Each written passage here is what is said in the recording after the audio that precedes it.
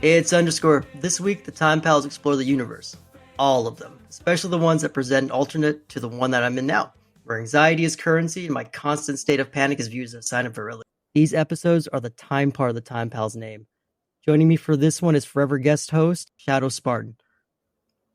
This is Sparta! One thing I forgot, man. I didn't get a chance to pimp your YouTube for the retrospective page last episode, most likely because I have a general discuss for episode 1. But as always, you can find ShadoSpartan's amazing retrospectives in the description link. And then finally, hopefully, the last pal that I will ever need, and a host of 1,000 questions that all demand to be asked at once, Nickell. Oh, hello. So in order to set the tone so it doesn't get like too unwieldy, I'm trying to contain the episode to just multiverses, shared verses, and implied universes together. I'll be using the comic historian, I think his name is Don Markstein, and his criteria for what he considered to be a shared universe. Basically, he wanted to separate crossovers and one-off collaborations, and I kind of like the way he did it. So his main criteria: if characters A and B have met, then they are in the same universe. If B and C have met, then transitively, A and C must be in the same one. The additional criteria: characters cannot be connected to real people, or otherwise Savage Dragon and the Predator are in the same universe because they both met Barack Obama. Same goes for anything that doesn't originate from the publisher. Otherwise, Superman and Fantastic Four are in the same universe because they all met Greek gods. Characters are only considered to have met each other if they appear together at least once in a story. And Markstein died before he could have an opinion on downloadable content, but to carry his torch a little bit, I didn't count anything that the publisher didn't create or dump in a one-off. So no LeBron James meeting Darth Vader in Fortnite, no Chucky running around with Ash because they're both in Dead by Daylight. Obviously, the shared universe concept has been around for a while, found in movies, television, comics, novels, video games. So for this episode, just to kind of make it a little bit tidier, I'm staying in the realm of movies and TV. So Nickell, go ahead and kick us off, man. Okay. So now I'm really rethinking my connection here. What was the first part? So if A and B Have met, they're in the same. okay, like we're thinking of like transitive property. Mm-hmm. Yeah. If B and C has met C? Yep. Well, they're at least in the same universe. Right. Okay. Yeah, transitive property. Okay. Because I was about to I had like a lawyer argument written up, sort of. I didn't mean for the multiverse to go where fun goes to die, man. I thought it was a fun concept. I didn't mean to ruin the show already. No. Okay. No, it's all right. Oh shit. I mean, every good lawyer has to have a screw thrown in their gears, right? Sure. Okay. So here we go. I'm gonna dive into like my childhood full of action movies, cheesy action movies like James Bond and The Rock. Cool. The cheesy 91s, Con Air, The Rock. But more importantly, what if I told you that The Rock was actually the James Bond movie? I would call you a liar and a coward. Oh, what if I told you that director Michael Bay's and my favorite Michael Bay movie was in fact a James Bond movie? Michael Bay made a James Bond movie? Michael Bay made a James Bond movie. Michael Bay, Transformers Bad Boys Michael Bay. Not like there's some indie director Michael Bay sitting in the wings. Oh, my friend, Mr. Underscore, listen to me. All right. So, let me lay out my points first. Then, if you want, you can fight me. Okay. But you will have to physically fight me on it. I like my chances. Okay. Okay. So, first of all, my first point is every actor that's ever played James Bond is like a James Bond, a different James Bond, right? Okay. We're going with that. Okay. Because typically people always say it's the same James Bond, right? Nope. You're going with the idea that James Bond is a Because code name, right? James Bond is a code name, an idea, if you will. I got you. I know this one. Okay. So, I mean, I don't think I need to explain the James Bond much. No, but But Dom, do you know what it's talking about when it comes to the code name? So like instead of James Bond being the same person from the 60s going on all these adventures, 007 is actually like a designation. Every James Bond has a beginning and an end. So like the first one, George Lazenby's one, I think he doesn't die. He gets married, right? The second one, Sean Connery's one dies after getting stabbed with poison. You know, Pierce Brosnan's one is I think still stuck in jail somewhere. So instead of it like one guy, everybody is new. So every new James Bond, in theory, you could just keep replacing. It's like a Doctor Who thing. but more importantly, do I need to explain? You know what? Yeah, for fun, let me explain the plot of The Rock, okay? Just for some backstory. I never saw the movie, so please explain. You've never seen the movie? What? No. The Rock? You have to see it. Haven't seen it, so go ahead and It's spoil it for me. best Never seen it. movie. It might be his best movie. Here we go. And for anybody who has never seen it, we start with Nicolas Cage, a FBI chemical specialist. He's called upon because Ed Harris, the main bad guy, and a bunch of other ex-military people have stolen a bunch of VX gas. Do you know what VX gas is? No idea. That shit will melt your face off. Okay. That shit will melt your face off. Okay? Yeah. Got it. Yeah. They showed it in the movie. It was great. It was mad. That's right. But not in Face Off. Right.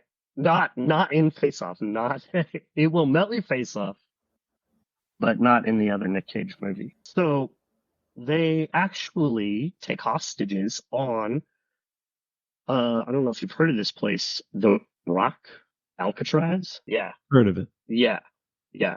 Yeah. This is the frigging intense blow 'em up movie with the beautiful background of San Francisco. You know, so that's what the place in my heart. In any case, they have to, take the chemical specialist, Stanley Godspeed, Nick Cage. His name was Godspeed. I fucking forgot about that. You know what I mean? It couldn't be like John. No. Sorry. No, it was Goodspeed. Goodspeed. Oh, okay. Sorry, not Godspeed. Goodspeed. Gotcha. Gotta get God out of the Michael. But I mean, it very faintly veiled, right? Right. Anyway, so now we have Nick Cage and the FBI agents, and they have to get British Special Agent John Mason. I'm with you. I'm listening. This might be a dramatic pause because John Mason, I'm assuming this is about James Bond, so we're going to learn why he's James Bond. I don't want to spoil it for you, but if he's going to argue he's James Bond, he's wrong.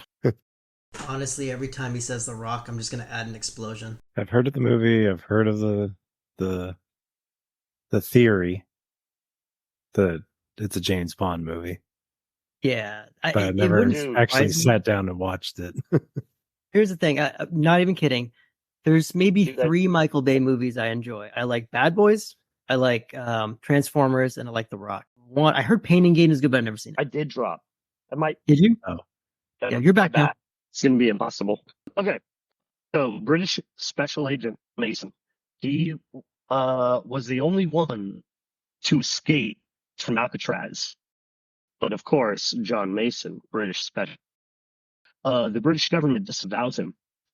He escaped from Alcatraz in 63. That's important. So anyway, they have to break into The Rock. Reverse the reverse. I like you. See? Told you Michael Bay is a clever man. He is my version of your Zack Snyder. Okay, now that we have the backstory, that's all you really need to know. Okay, so John Mason is an authority figure, a fake name. Are you calling a spy a liar, sir? Okay, next. Oh, where is this going? Mason is a British guy. Fuck it. All right. But in the movie, they're like, oh, no, John Mason doesn't exist. Just like any government with a spy, they would disavow him.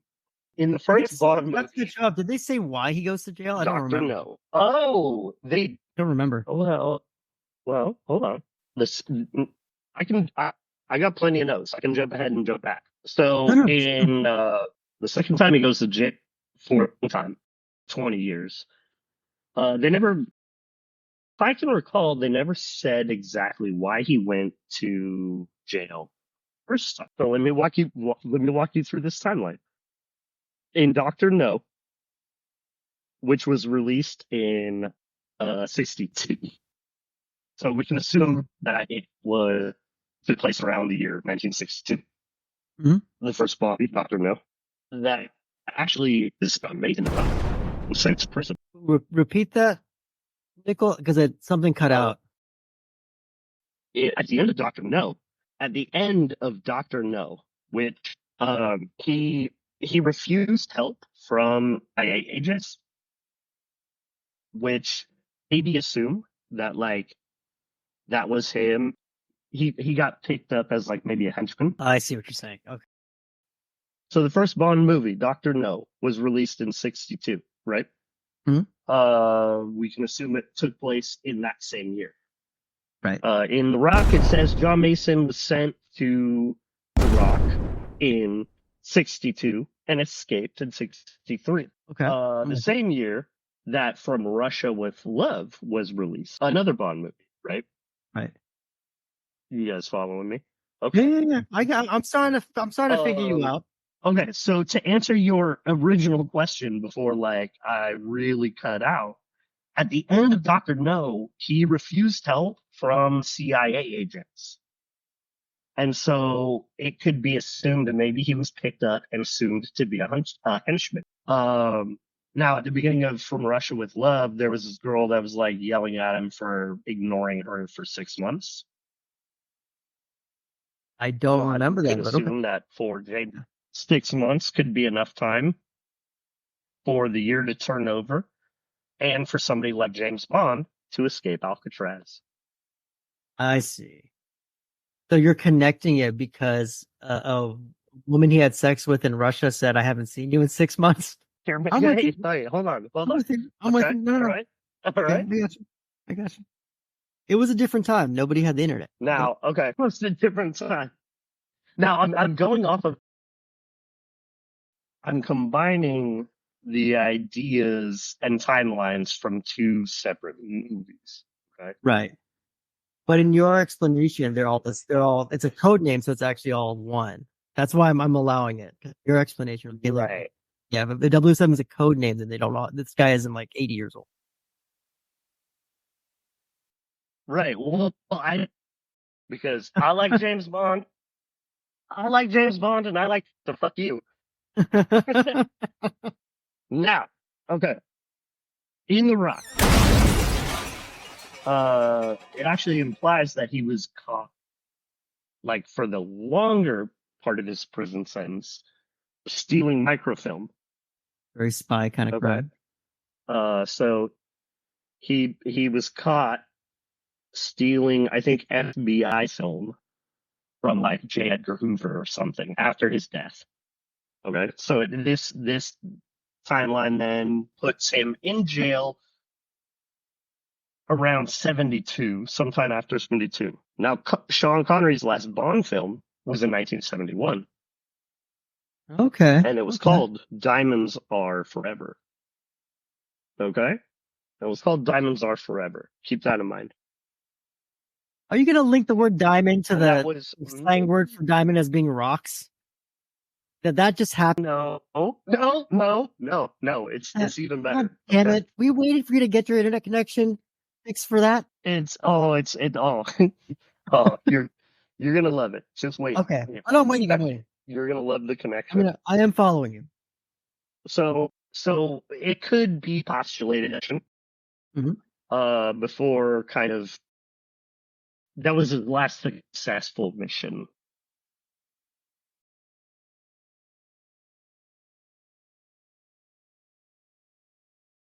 So there's that explains the gap in time. Had the successful Diamonds Are Forever mission, something happens to him, which is him spending time on Alcatraz. I didn't get very far. Just trying to counteract your shit talking. I like my heroes American, okay? All right, well, here you go. Now I'm getting into the real American hero. Hummel, the bad guy from The Rock.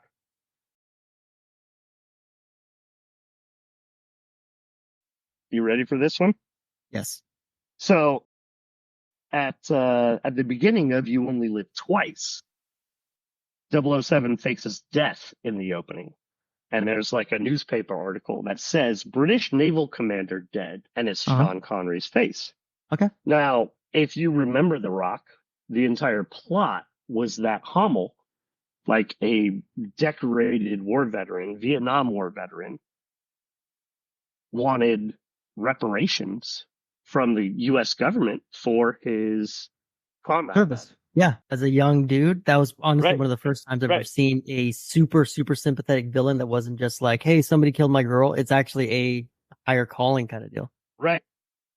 Right. So you remember in the, I think it was in the shower scene when all of the Marines are looking down at all the SEALs. Yeah. From up above. And Hummel's like, what? He asks Mason, what's your name and rank, sailor? And Mason says, I was in the army. Right?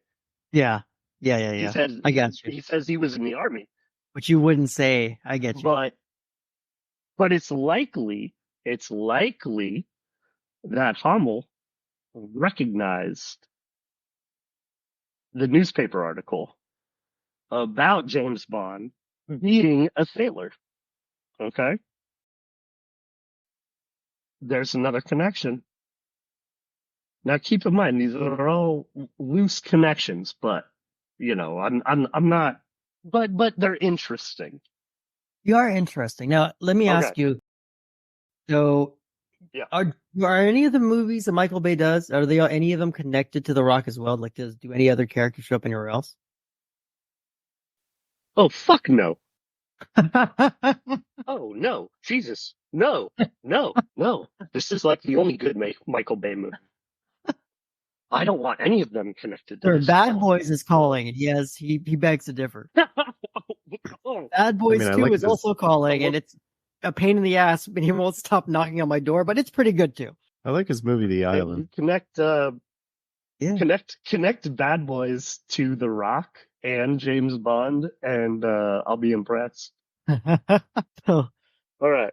No, I'm not done just quite yet. Okay. Mm-hmm. So, remember I said diamonds are forever. Yes. Mm-hmm. Okay.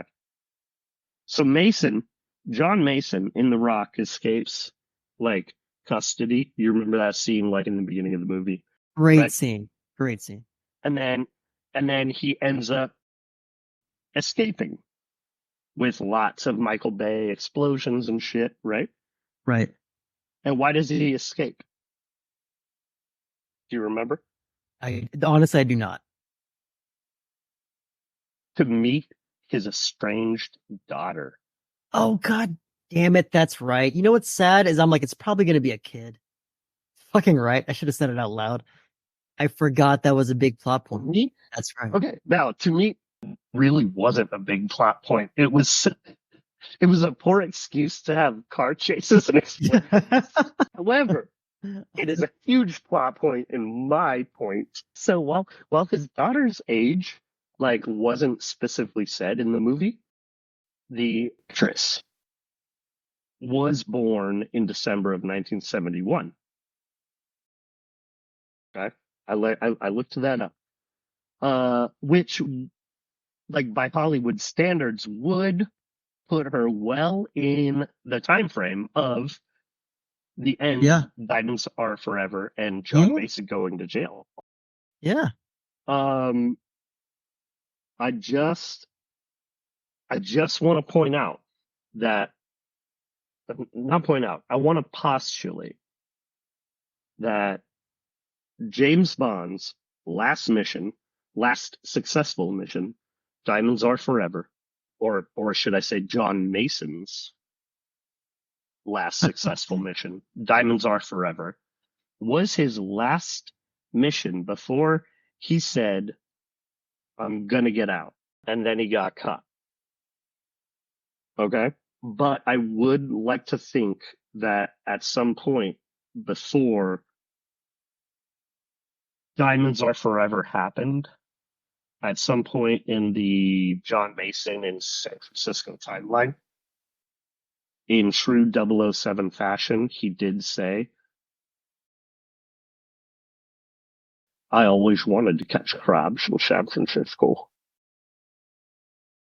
You can't hold that way for a crab joke. I love it to death. You're not going to get an argument from me. And the reason being is that I'm a proponent of 007 as a code number or a code name and not one person. So any argument that goes, hey, look, you can explain people not being there because it's not one guy, I'm 100% for. I haven't really heard this argument before regarding like this is a shared universe, but I think you're going to be in the right on it. It's a very extremely niche argument. Here's why you're right, honestly, is we're talking about a filmmaker who couldn't make robots fighting robots interesting for more than one movie. You know what I mean? Like he's niche and like breadcrumbs and like sprinkling in lore is not what he does. God bless him, man, but he does not. No, I'm granted, this is not a theory I 100% believe in, but I read it and I was like, okay, I can follow this. And then I thought of the joke. And then I was like, now I'm building, 100%. 7 hours of research to get to one joke just to make underscore kind of laugh a little bit to himself is exactly the odds I love. No, Shadow knows, but that's entirely the reason I even have this show. So just so we can move it along and not for any other reason, man. But in a dumb coincidence, because I chose the Tarantino universe or the Tarantino verse. Quentin Tarantino, if you don't know, is an uncredited writer on The Rock. So he helped do some script doctoring for that script. I don't know what he did. I know that he's linked for it. A lot of times when someone's uncredited, it means they're a script doctor. So they change stuff here and there and then somebody else takes, you know what I mean? So I don't know what part of his storyline was in there. I don't remember feet, but at the same time, like it's whatever's in there he's got words in there, which brings me to me. Is The Rock is part of the Tarantino verse? A little bit. I've kind of somehow linked you to me and didn't even fucking know it until right now. Aside from like maybe the Pixar universe, one of the most talked about for film idiots is the Tarantino verse. It doesn't get the same amount of play it did way back when we were in college. Cause I think that's probably when you first heard of it, I would bet.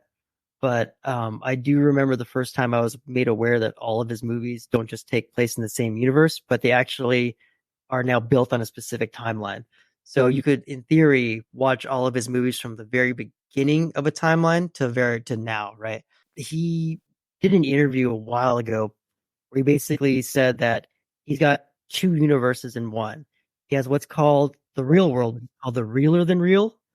And then that's basically the timeline we're in now, only more vulgar and violent and obsessed with pop culture. And then, which I guess is fucking kind of what we do anyway, but fans basically agreed on that it started when Hitler died in Inglourious Basterds in such a violent way that society began to produce violent entertainment to ride that wave of patriotic bloodlust and basically create a whole universe where violence isn't a taboo, but is celebrated. The other set is basically the universe where you would go see a movie and none of it's real. So the other set is called the movie universe. So he has the realer than real universe and the movie universe. And the way he described it back in the day was Vincent Vega from Pulp Fiction and Dick Vega from Reservoir Dogs are brothers. They can go out and see Kill Bill at a movie theater, but the bride from Kill Bill and stuntman Mike can't go team up and assassinate somebody because they're not real. And mind you, he probably said all this shit while eating from one giant Coke nostril. I'll go right ahead. Wait, no. Wait. That again? So the way he described it was Vincent Vega and Vic Vega. Vincent Vega from Pulp Fiction, and which is John Travolta. Vic Vega from Reservoir Dogs, which is Michael Madsen. They are brothers in his canon, right? So they can go to a movie theater and see a movie that has the bride in it, Right. but the bride who's an assassin and Stuntman Mike who's a psychopath, they can't do a team up and go kill Marcellus Wallace, for example, because Marcellus Wallace exists in his real world. Right. Okay. You know? And I thought it was brilliant. Okay. I thought it was brilliant, and really thought it out, man. Like you can kind of picture. I mean, you know how his personality, just gesturing wildly like a conductor, conducting a living nightmare, constant motion, and I can see 100% him even from the very beginning, like probably Reservoir Dogs, just planning this out. There's some of the more popular Tarantino verse connections. He invented brands to make them feel real, so he could use them wherever he wanted to, as opposed to just generic hamburger joint, right? So he made Big Kahuna Burger, appears in Pulp Fiction, Reservoir Dogs, and then in his fantasy world, it also appears in From Dusk Till Dawn. So it's almost the equivalent of real world. I'm eating a Big Kahuna Burger. We all know what that is. And then you watch a movie and they're eating one in there too, like they got a deal with McDonald's. Everybody who smokes, they only smoke Red Apple cigarettes, because for him, that is the main cigarette out there. Right. Lots of little things too. Right. Django Unchained. One of the bounties is a member of a gang called the Smitty Bacall Gang, named Crazy Craig Coons. And I know you're gonna like this. So Crazy Craig is the great great grandfather of Captain Coons, who was played by Christopher Walken, who I've heard you imitate a million times when we were in high school. He's the guy, if you don't know, Dom, that hid an uncomfortable hunk of metal up his ass because it was his boy's birthright. Same timeline, both of them connected. That's the great great grandson. You father gave this to me. I heard no BS Shadow. I heard that impression from him and my other buddy a million times. I loved it every time. The Bear Jew and Inglourious Basterds, right? Eli Roth is the father of the film producer character in the Tarantino-written True Romance that sells drugs to basically other characters. In that same movie, Brad Pitt plays Lieutenant Aldo from Bastards, played Aldo Rain, right? The main guy with the mustache. He then, in True Romance, played his own grandson. Obviously in that moment, Tarantino just basically said, hey, I have Brad Pitt already. Why don't I just use him again? But kind of amazing, right? Like he thought about it enough to be like, okay, look, Aldo Rain, that is the grandfather of drug dealer from True Romance. One that I really liked that I read. Go ahead. Okay, all right. But here's my thing. Can you justify it to a genealogy, or is it just based off of laziness? He just didn't want to think of other names. There is some truth to that. I'm not gonna lie. Like,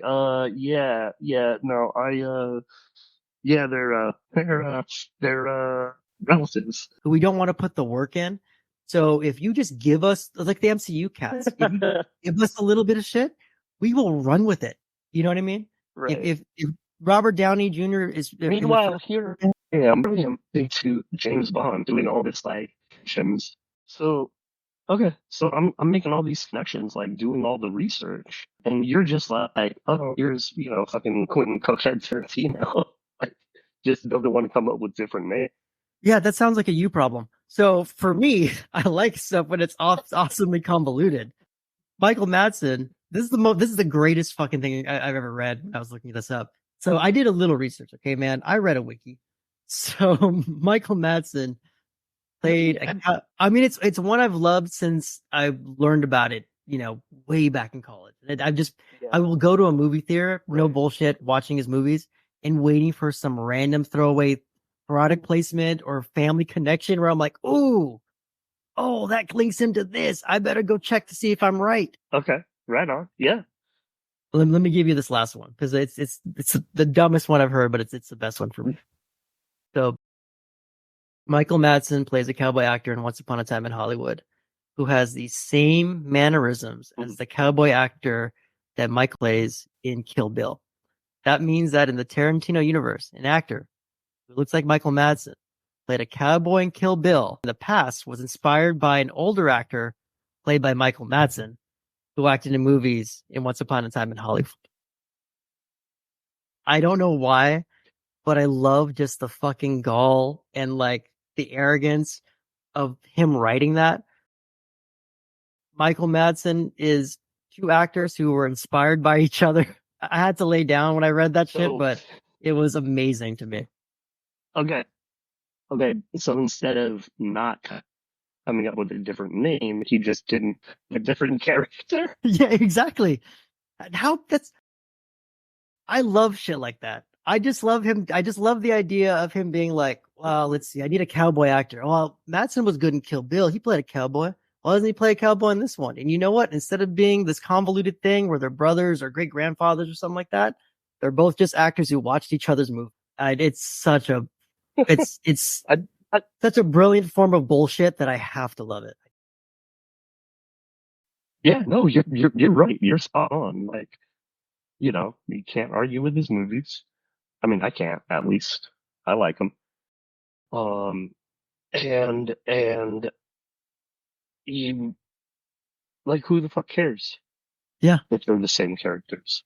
They're for guys like me, the same cats who they look for the little things in MCU and DCU. You almost want to see this stuff. You know what I mean? It makes you happy that you caught it versus anything else. Yes. Yes. That's like I've been watching a lot of the original X-Men series, and I'm like, man, there are a lot of characters that shoot powers from their hand. But they all had different colored hair and stuff. But they all got the same They power. all did the same. Yeah, they all did the same lights. I know Shadow's got to get out pretty soon, so I'll have him do his last one right now. Oh, don't worry. You save the best for last. Of course. Because this multiverse makes perfect sense. The Snyderverse, the all-time best multiverse ever. The Snyderverse. And can you believe that I figured out that Watchmen, Sucker Punch, and even 300 are all part of that same universe? Are you ready for my evidence? God damn it. Oh, what? Okay. No, I've heard of this. Now you got me. I'm listening. I heard of this. Go ahead and reel it. Oh, really? Nickell, you heard of this? Really? Reel in Nickell. Feeling the choke. Yeah, reel him in. Okay, because I literally made this up 5 minutes ago. So here we go. Thank God. Let's start. I've heard though, honest though, no bullshit though. I've heard that he has movies that do connect. Doesn't Snyder actually have movies that connect? Not in that way. Not so much that they share the same universe, except for the DC ones. I wonder. I guess maybe it is just DC. Aren't those the movies? They're all his. Yeah, they're all his movies. Yeah, that he Were they did. directed by Zack Snyder? Yeah, they're all directed by Zack Snyder. That's why it feels so real to me. Oh, okay. I'm not that intrigued anymore. Boom. I was just gonna say, one of the actresses, Jenna Malone, who's in Sucker Punch, who played Rocket, she did a small cameo in Batman vs Superman as an analyst. So I was like, oh, it's the same actress. So therefore, Sucker Punch and the Snyderverse, the DC movies, are all part of the same. Nine rules, no. But I hear the but, and you're gonna fuck up my argument. So go ahead. And then you have the actor Billy Crudup, who played, was it Mr. Manhattan or Dr. Manhattan from Watchmen, played Barry Allen's father in Zack Snyder's Justice League. And so therefore Dr. Manhattan is probably just in disguise playing as the Flash's father. Did any of them smoke a red apple cigarette? No. And then you're probably wondering, how did I get 300 into the same universe as superheroes and Watchmen? Because you love Zack Snyder so much. No, the only correlation that I have is now that I've got Watchmen and the Snyderverse together, that therefore then means Gerard Butler, who played Leonidas in 300, he also did a voice in the ultimate cut of Watchmen. So therefore, he's also connected in that way. So that's how 300 is also connected. Makes perfect sense. I hate all of it very much. I'm I'm gonna drop the microphone and I'm gonna walk off stage. You will get credit from me because No, If that's we not had that. no rules, if this was a no rule lawless society, you would actually have won this argument 100%. But thankfully, sir, we live in a democracy. I'm overruling everything that he's ever done from here on in. Can't No, silence me. Hashtag restore the listen, Snyderverse. I take a special offense to this because I went all that way, all that research for that good ass joke, and then Yeah. you just probably improvised your shit while I was talking. Yeah. That's You know what's literally what funny? happened. Oh, you know what's funny, Shadow, is Nickell was an improv actor, and I think you just outdid him. Wow. And you have no acting training. That's amazing. No, not at all. I went through all that work just to spit a written Sean Connery joke. It's a good joke, man. Crabs are funny. Yeah, it was great. Yeah, crabs are great. Unfortunately, I don't know if we'll be able to hear any of it because of your connection, but I laughed. So here's what we'll do. You guys mind if I run through my real or fake shared universes? Because it almost works perfect with Dom, with Shadow. All right, Cool. It'll be real quick. So basically, all you guys have to do, I'm going to read a synopsis. Some of these are real, some of these are fake. If you want to answer, and then whoever gets the most points wins. I only have 7, or basically 6.5 of these. It goes perfect with yours since you made it up. Your entire Zack Snyderverse, which I can feel is a $500 million project that Netflix will probably get out there pretty soon. We'll start with this one. I have no cute name for it, just real or fake shared universes. First one. In the Phantom Menace, the Assagen race of all ballsack aliens are besties, and the Assagians are represented by a galactic senator named Galactic Senator Graybelius to become part of the new empire once the Republic falls. Senator Graybelius was charged with treason.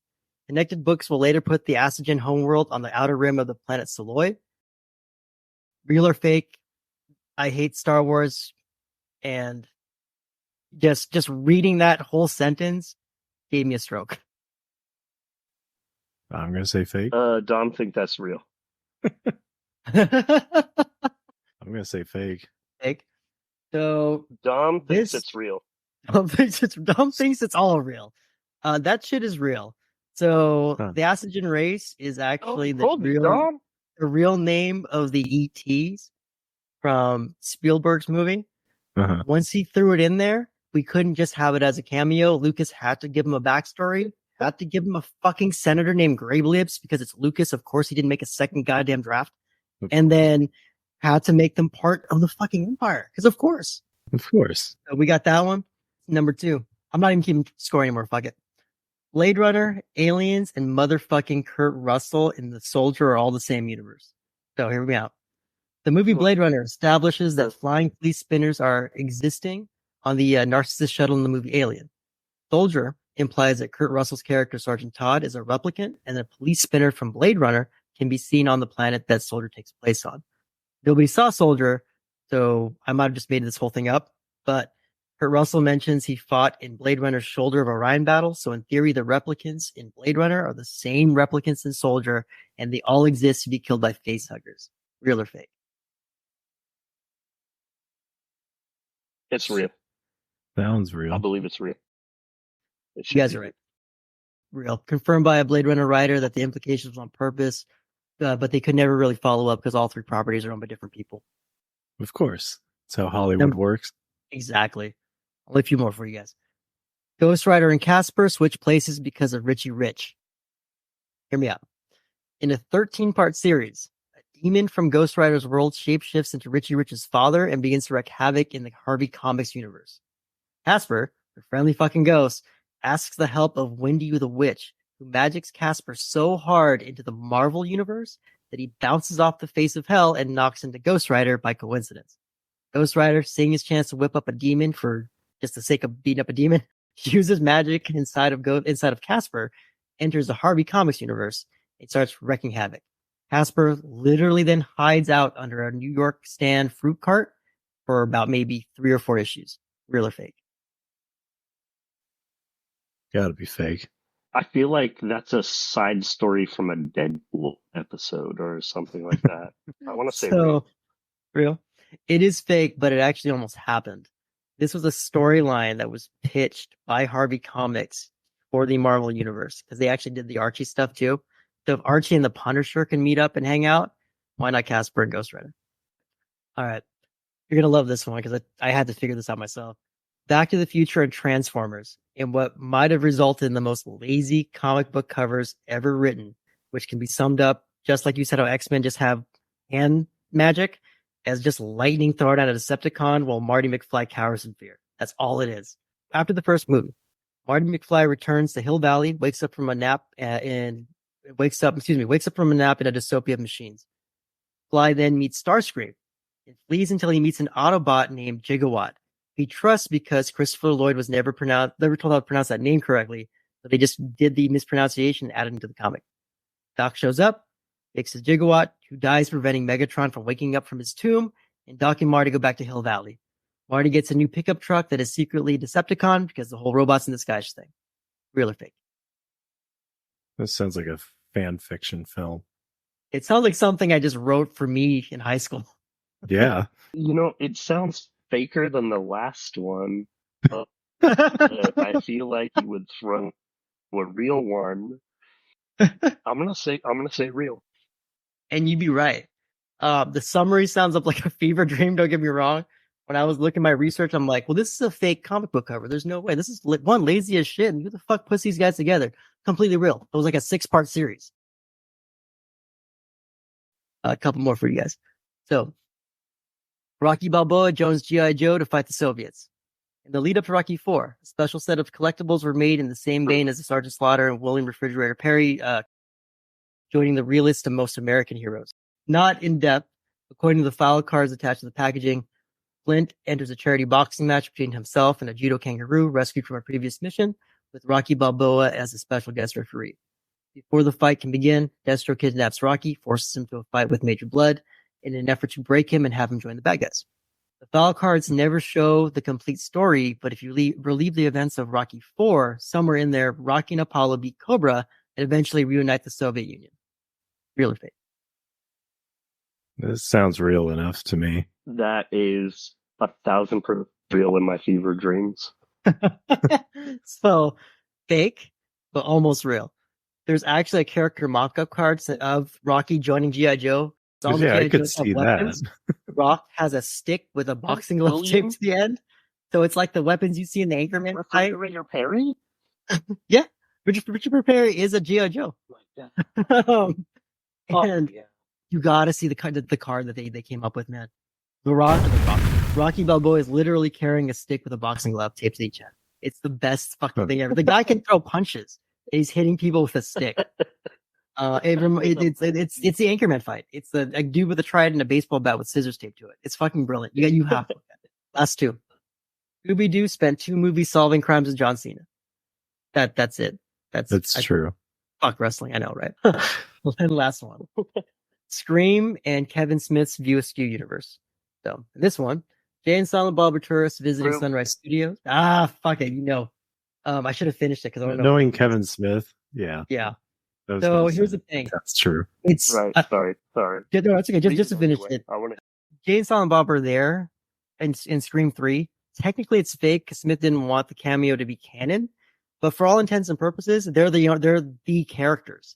You know what I mean? So like, I know this is one of those rare times where I know the creator said it's not real, but it's real because they're the same guys that they're in Clerks 2, Clerks 3, and all the other shit. There's no way that you can't look at that and be like, oh, these aren't the same guys. So yeah, that's it for me. Aside from the technical difficulties, I'm glad we kind of got the chance to do this because once I started doing the research on it, I forgot how much I love this kind of shit. I mean, fucking Transformers and Back to the Future. You know what I mean? Like Blade Runner and Aliens in the same universe. It does spark. I know you can argue that it's not genuine. It's just people trying to make a buck by adding 2 things together. But what I like about the definition of crossover versus shared is crossover, you just throw somebody out there, you make the quick buck of Superman fighting, Captain America, and then nothing really matters. So it doesn't really exist, right? Here you can go back to it anytime you want. So I know I enjoy that. I don't really have anything else. Yeah, I was just gonna say I really enjoy trying to make something out of nothing. Yeah. It's fun. Yeah, it's fun. Trying to make the argument for. I wasn't prepared for you to come at me with an argument, so thank you for that. I like it. Yeah. This feels like a good place to pump the brakes on exploring more multiverses. So thank you, pals, for indulging me in my geeky bullshit. The nice thing about diving into shared universes, it's kind of evergreen. There's so many different worlds to discover. Some of them might even still have Mr. Bortman in it to commentate. So yeah, for the Time Pals, I'm _ for Nickell. And as always, ShadoSpartan, you can catch his stuff on YouTube. It's the Time Pals, and we'll see you next time.